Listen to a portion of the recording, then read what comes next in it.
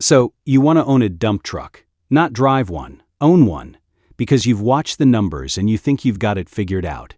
A hired driver hauls gravel from the pit to the job site for a construction company and earns $28 an hour.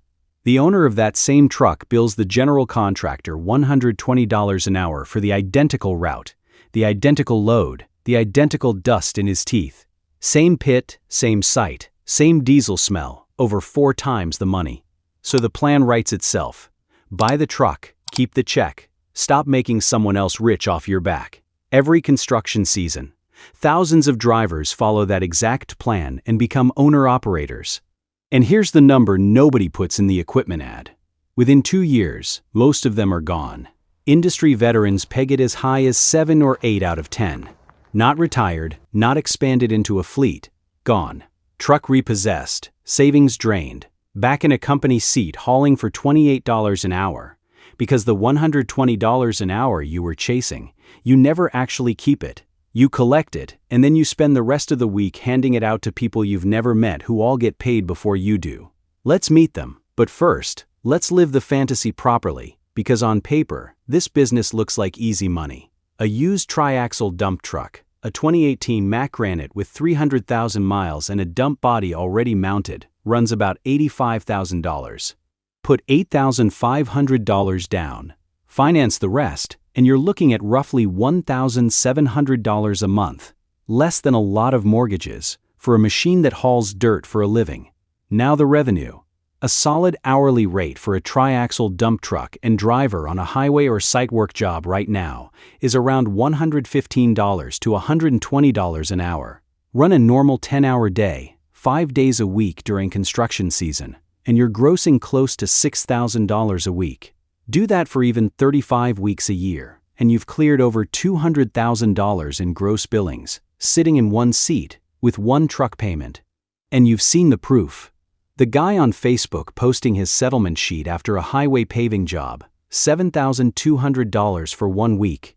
The YouTube channel where a triaxle owner shows off his new sleeper cab and says he cleared $180,000 last year hauling for a quarry. The comments fill up with the same question every time. How do I get started? The money is real. Nobody in those posts is lying to you. They're just not showing you the other stack of checks, the ones already spoken for before the diesel even burns. Because that $6,000 week, by the time it clears, it belongs to a quarry owner in the next county, an insurance office 2 states away, a hydraulic shop that's had your hoist cylinder on the bench for 4 days, and a general contractor who hasn't actually paid you yet and won't for another 60 days. The gross is yours. The profit belongs to whoever runs the tightest math. So let's open the books, starting the day you sign for the truck. Here's the first thing the dream got wrong. You are not buying a truck. You are buying 6 things, and the truck is just the one you can see. Number 1, the chassis itself, and here you hit the same trap as anyone buying heavy equipment. Used or new. That $85,000 truck with 300,000 miles looks smart until you understand what those miles really mean for a vocational truck. Dump trucks don't rack up highway miles. They rack up stop-and-go abuse, full throttle loaded climbs out of a pit, brakes riding down a grade with 26 tons on the frame. A drivetrain overhaul on a truck like this runs $20,000 to $30,000, and abused vocational trucks hit that wall sooner than any long-haul sleeper ever does.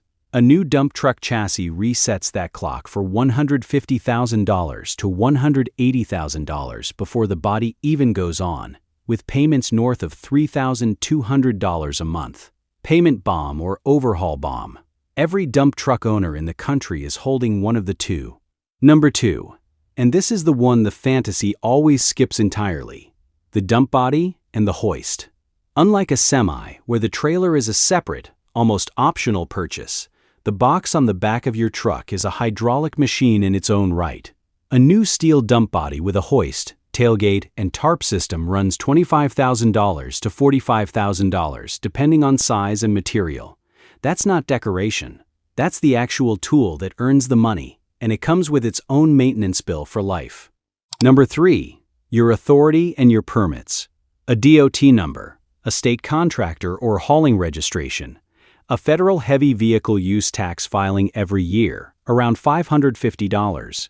And unlike long-haul freight, you're now dealing with overweight and oversized permits at the state and sometimes county level, because a loaded triaxle often needs specific permits to run legally on certain roads, and every state has its own rules, its own fees, its own patience for a driver who got it wrong. Number 4. Insurance. And this is where dump trucks get genuinely brutal. Remember this number, because it comes back later. Vocational trucking, the category dump trucks fall into, carries some of the highest commercial insurance rates in the entire industry, because the risk profile is ugly. High center of gravity, rollover risk on grades and uneven job sites, third-party liability on active construction sites full of workers and equipment. A brand new authority, first year, is looking at $18,000 to $30,000 in premiums, sometimes more depending on your state and your loss history, which of course you don't have yet, because you're new. The industry charges you the most in the exact year you can least afford it, the same way it does everywhere else. Number 5. The compliance stack. Annual DOT inspections. A drug and alcohol testing consortium. IFTA fuel tax reporting if you cross state lines for material. And depending on your radius of operation, hours of service rules that may or may not exempt you. Small pieces, all required, all billed. Number 6. Working capital. And here dump trucking has its own special trap that freight trucking doesn't. General contractors don't pay net 30. They pay net 45, net 60, sometimes net 90, and many hold retainage, 5 to 10% of every invoice, withheld until the entire project is signed off, sometimes months after you've hauled the last load. You need 6 to 8 weeks of fixed costs sitting in cash just to survive the gap between hauling the dirt and seeing the money. And that's before retainage locks up another slice indefinitely. Add it up.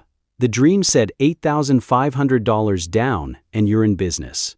The math says chassis, dump body, permits, insurance, compliance, and enough cash to survive a payment cycle built by contractors who hold your money as leverage. You're walking in the door with $100,000 to $130,000 of real exposure, and the truck hasn't hauled a single yard of dirt yet. Now the truck is sitting in your yard, and you've just learned the first law of this business. Your truck doesn't need to move to cost money. It only needs to move to make it. The fixed bills arrive whether you haul 50 loads this week or 0. Truck payment, $1,700 a month. Insurance, call it $2,200 a month in year 1.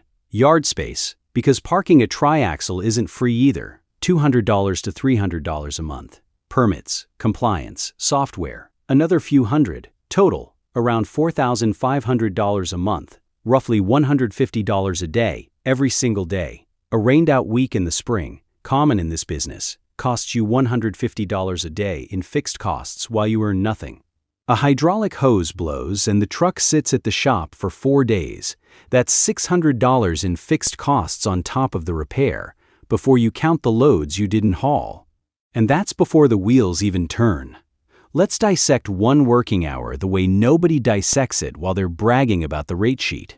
Your truck, loaded, burns roughly 4 to 5 gallons an hour once you count idle time running the hoist and the PTO at the pit. At today's diesel prices, around $4.50 a gallon, that's about $20 an hour gone straight to fuel. Next, tires and maintenance, and dump trucks are uniquely hard on both. You're not cruising smooth interstate, you're grinding over gravel, potholes, curbs, and unfinished job sites, so tires wear faster and suspension components fail sooner than anything hauling freight ever sees. Budget $15 to $20 an hour for tires, brakes, and general wear.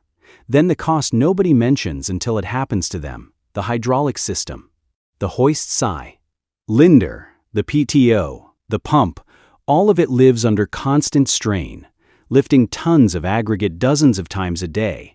And abrasive material, gravel, sand, demolition debris, chews through the steel bed itself. A hoist cylinder rebuild runs $3,000 to $6,000. A worn-out dump body liner is another few thousand. Smart operators set aside 8 to 10 cents on top of their per-mile equivalent just for the body and hoist, because that machine wears out exactly like an engine does, just quieter. Add your fixed costs, spread across a working hour instead of a mile. Roughly $25 an hour once you divide that $4,500 monthly nut across a realistic number of billable hours. Add tolls, scale fees, and if you're not big enough to negotiate direct terms, a dispatch or hauling service taking their cut just to get you the job in the first place. So here's the dissection. $120 an hour on paper. Subtract fuel, $20. Subtract tires and maintenance, $18. Subtract fixed costs, $25. Subtract the small bleeds, another $7. What's left in your pocket before you've paid yourself a dime of what construction accounting calls a salary? About $50 an hour. Sit with that, because once you account for a season that doesn't run 52 weeks a year, it gets worse. Here's the piece the fantasy never mentions. This is seasonal work in most of the country. 16 weeks a year. Sometimes more up north. The ground is frozen, the projects are shut down, and your truck earns nothing while the payment, the insurance, and the yard fee keep arriving exactly on schedule. Some operators bolt on a plow and a spreader for another $15,000 to $20,000 in equipment just to bridge the winter with snow removal contracts. Most don't, and just absorb 4 months of pure fixed cost bleeding every single year, on top of every rained-out day during the season itself. Ask anyone who bought a truck in 2022 chasing record infrastructure bid prices, then watched interest rates climb through 2023 and a wave of private commercial projects get shelved or delayed. Contractors who had trucks booked solid suddenly had gaps in the schedule. Rates that were $130 an hour during the boom slid back toward $95 to $100, while diesel and insurance stayed exactly where they were, or climbed. The truck payment never once cared what the job board looked like that month, and this is where you meet the person who gets paid before you do, every time, without ever touching a shovel. On a lot of dump truck work, especially for owner-operators who haven't built direct relationships yet, there's a hauling broker or dispatch service between you and the general contractor, taking 10 to 15% off the top just for making the phone call that connects a truck to a job. And even when you cut that out, the general contractor themselves plays the same role freight brokers play in trucking. They win the bid, they set the rate, and they hold your retainage for months after the work is done, earning float on your money while you're covering fuel and payments out of pocket. You moved the dirt. They moved a spreadsheet. Both of you got paid. Only one of you waited 60 days for it. So how does anyone actually win in this business? Because some do, consistently, and they all do the same handful of things. They go direct with general contractors and quarries instead of living off dispatch scraps, trading a slice of margin for a phone call. They know their real cost per hour to the penny: fuel, tires, hoistware, fixed costs, all of it. And they turn down a job below that number even when the truck is sitting idle. They protect the hydraulic system and the dump body like it's a second engine, because replacing a hoist cylinder costs less than replacing the whole rig early. And they build a winter plan: plowing, hauling salt, equipment storage, anything that turns 4 dead months into break-even months instead of pure loss. Now the actual year, the one with real numbers instead of a highlight reel. 40 working weeks, 45 hours a week, 1,800 billable hours a year. At $115 an hour average, that's $207,000 in gross revenue. Subtract fuel, about $36,000. Subtract tires, maintenance, and hydraulic wear, about $32,000. Subtract fixed costs, truck payment, dump body financing, insurance, permits and yard space, running year-round whether you're working or not, about $54,000. Total expenses, roughly $122,000. That leaves about $85,000 in profit before tax.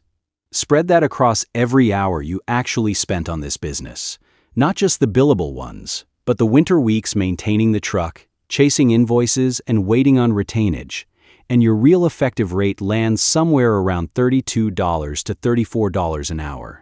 The company driver you used to be was making $28 an hour, with health insurance, with paid time off, with someone else's name on the repossession notice if the economy turns. You took on $120,000 of exposure, became a mechanic, a permit clerk, and an unpaid bank to your own general contractor, to end up a few dollars an hour ahead of the job you left in the good years. And the industry's own numbers back this shape up.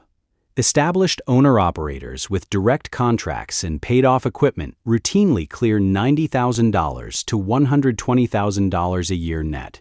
New operators in year 1 or 2 typically land between $35,000 and $55,000 once you count the down season and the surprises. In the bottom third, the ones who bought at the top of the market, underbid to win work, and skipped the maintenance reserve, they're the ones gone within 2 years, their trucks back at auction. The spread between the two groups was never the truck, it was never the horsepower or the paint job. It was entirely the math, done before the down payment, not after the first breakdown. So here's what the math says. Not about what you should do, but about who actually survives this. The ones who make it walk in with 6 months of fixed costs already sitting in the bank. They can diagnose a hydraulic leak themselves, or at least know a $300 fix from a $6,000 one.